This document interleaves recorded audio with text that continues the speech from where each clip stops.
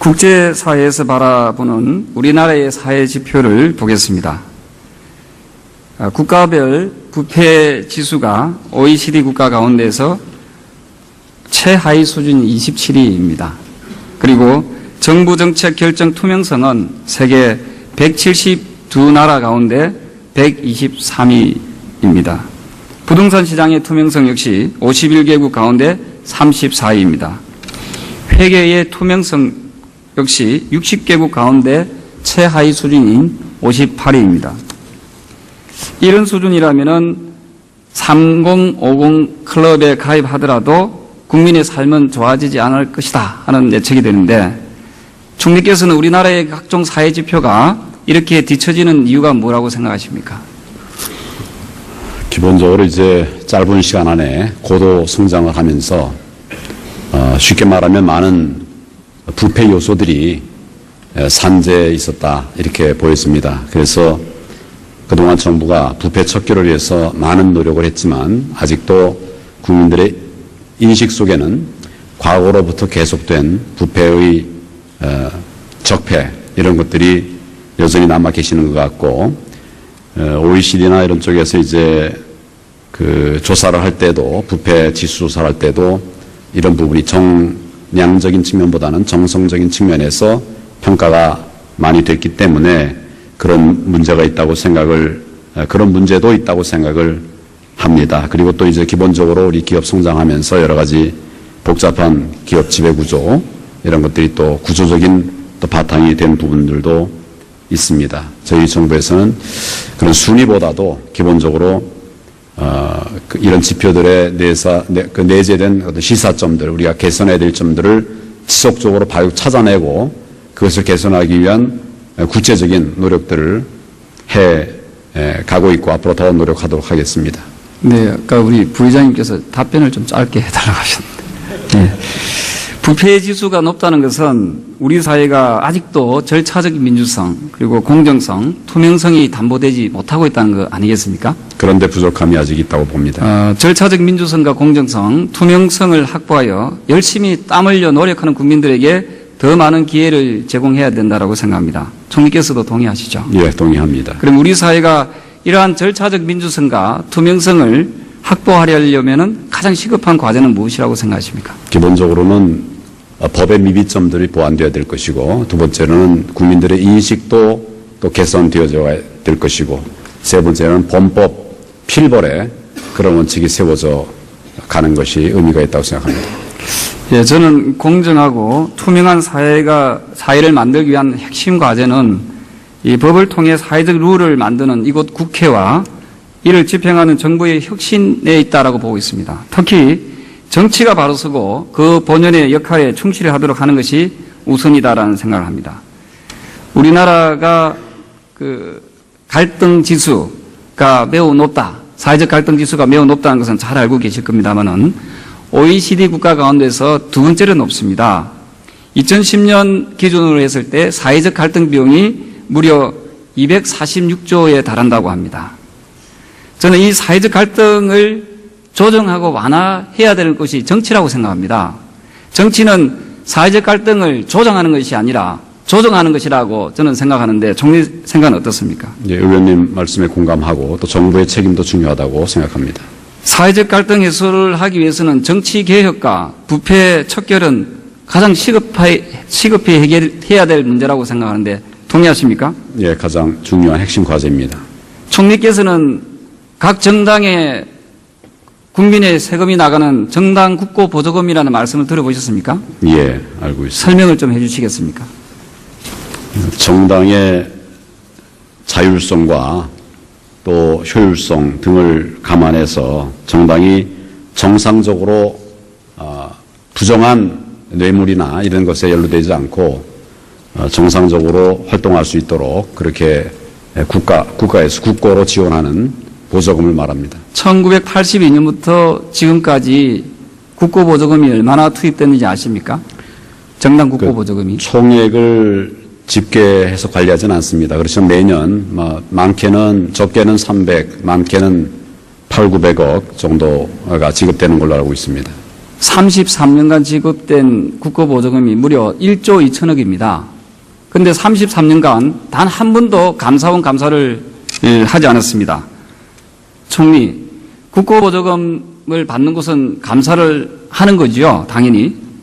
네, 기본 원칙은 그렇게 알고 있습니다. 그런데 왜 정당에 대해서는 감사를 하지 않습니까? 의원님 아시다시피 정당의 특수성을 고려해서 선관위에서 이 부분은 관리 감독을 하도록 이렇게 맡겨져 선관위에서 있습니다. 올바로 감사한다고 생각하십니까?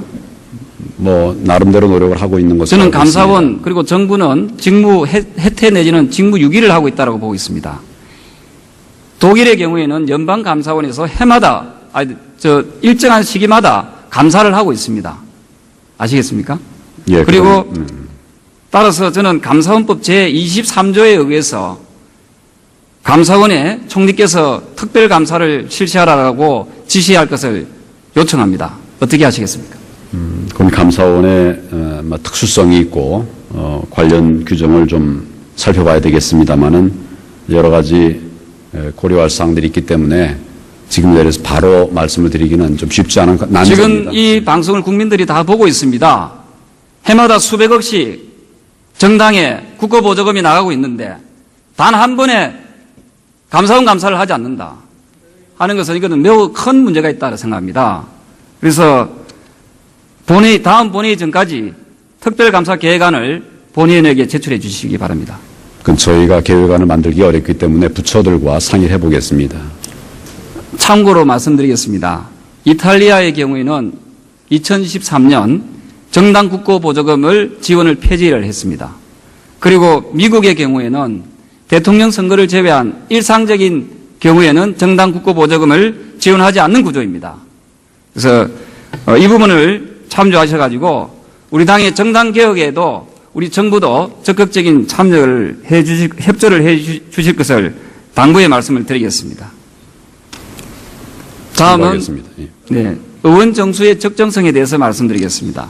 총리께서는 우리나라 국회의원 숫자가 몇 명이라고 생각하십니까? 현재 300석으로 알고 있습니다. 지금 정치권의 주장을 보면은 국회의원 수가 부족해서 모자라서 민심을 제대로 전달하지 못한다 하는 그런 주장들이 있습니다. 동의하십니까? 뭐 여러 가지 견해가 계시기 때문에 제가 지금 자리에서 제 의견을 말씀드리는 것은 적절하지 않은 것 같습니다. 우리나라의 국회의원 수가 미국이나 일본보다 부족한 편입니까? 뭐 우리가 부족한 것으로 보이진 않습니다. 미국의 경우에는 의원 한 명당 국민의 숫자가 약 59만 명입니다. 그리고 일본의 경우에는 의원 한 명당 국민 숫자가 26만입니다.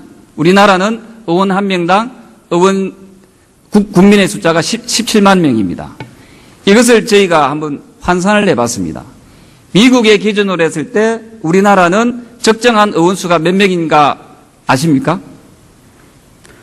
그래서 그 양국이 다 이제 양원제를 두고 있기 때문에 양원을 다 합친 지금 숫자입니다. 우리가 상원과 하원을 합쳤을 때 달라서 바로 국회의원 숫자는 87명이면 됩니다. 그리고 일본의 기준으로 하게 되면은 194명이면 됩니다. 따라서 방금 총리께서 말씀하신 대한민국 국회의원 숫자의 300명은 그 두 나라와 비교하게 되면 매우 많은 숫자에 포함되는 겁니다. 제가 최근에 바로 어제죠. 신선하고 충격적인 뉴스를 접했습니다. 바로 이탈리아의 상원 소식입니다. 혹시 들어보셨습니까? 예, 제가 아직 들어보지 못했습니다. 무슨 어제 말씀인지. 이탈리아는 파격적인 정치 개혁을 국회에서 통과시켰습니다. 상원 의원 315명을 무려 215명을 줄였습니다.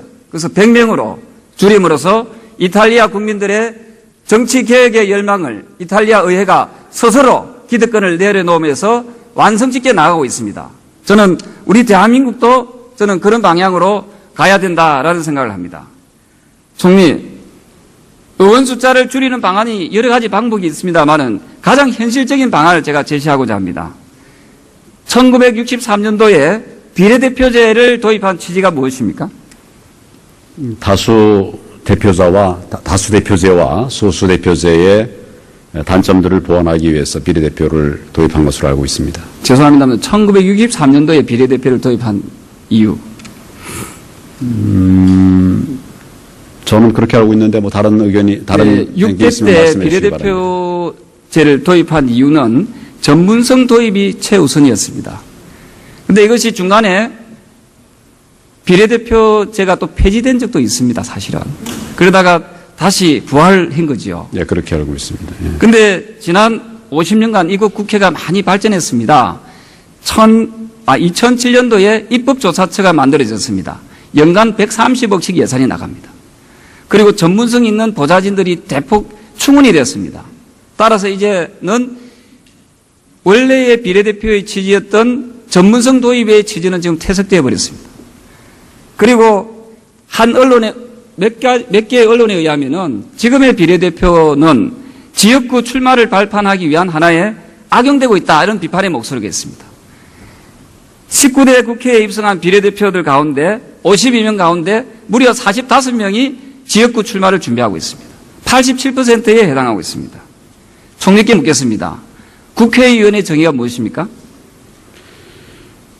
기본적으로 국민을 대표해서 국민의 의견을 수렴해서 국정을 대표하는 공직입니다. 사전적 의미를 말씀드리면 국회의원이라는 정의는 국민의 대표자입니다. 맞습니까? 그렇습니다. 국민의 대표자는 누가 뽑아야 됩니까? 국민이 뽑는 것이 그렇습니다. 그건 헌법에도 나와 있습니다. 국민의 대표자인 국회의원을 국민이 뽑아야지 왜 당대표나 당의 소수의 권력자들이 임명하도록 합니까? 이런 부분에 대해서 우리 정치권은 자정 노력을 해야 된다는 생각합니다. 총리께서 수고 많이 하셨습니다. 들어가셔도 좋겠습니다.